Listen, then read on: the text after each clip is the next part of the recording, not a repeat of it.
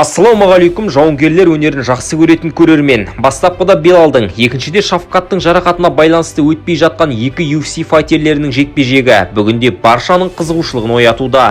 Әйтеуір осы жылы өтер болса, кім жеңерін болжап көрмекпіз. Кеттік. Белал өткен жылдың шілдесінде ғана Эдвардсты жеңіп белбеуді алды. Белал Мұхаммед қазір 11 сериядан тұратын жеңіліссіз сериямен келеді. Және өз жолында Эдвардс, Гилберт Бернс пен Шон Бредиге еш мүмкіндік қалдырмай жеңді. Дегенмен Шафкатта 19-0 рекорды бар. Герриге дейін барлығы уақытынан ерте аяқталды. Және Джефф Нил, Стивен Томпсон мен Эн Герри секілді жауынгерлерді басып өтті.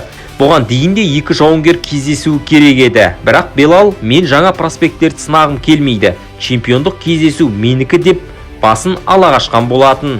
Ол кезде бұл дұрыс еді, себебі шынымен де басты үміткер сөзсіз Белал болатын. Белал көбіне күрес тәсілдерімен жеңеді, ал Шафкат бұл тұрғыдан дайындалуы керек екені айқын. Біз оған күмән келтірмейміз, дегенмен қылқындыру әдісінде Герридің орнында Белал болатын болса, қиынға соғады.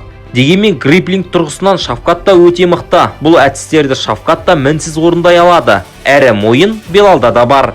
Бірақ Белалда Шафкаттікіндей ұзын қолдар мен дене бітім жоқ. Соққы алмасу кезінде оның Шафкаттың талайды есеңгіреткен соққыларына тап болары сөзсіз. Канелоның стиліне икемдеп бокс дайындап жүрмін дейтін Белалдың әрине мұнысы дұрыс. Бірақ бұл бокс емес қой. Осындай кездері біздің чемпионның айналып тебетін аяқ соққылары қажет екен айқын.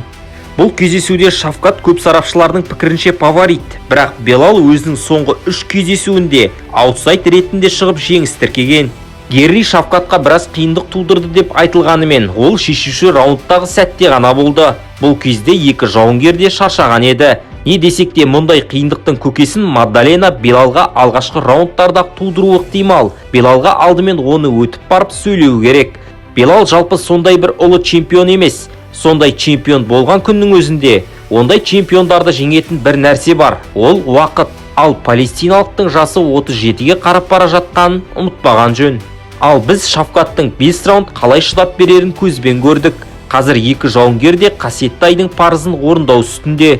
Егер Белал Маддаленаны өтсе, жайлап бұл бәсекеге дайындала береміз. Күзге таман өтер сын болса, жеке пікірімде Шафкат жеңіске жақын. Ал Белал тағы да уақытты созар болса, ол өзіне ғана зиян.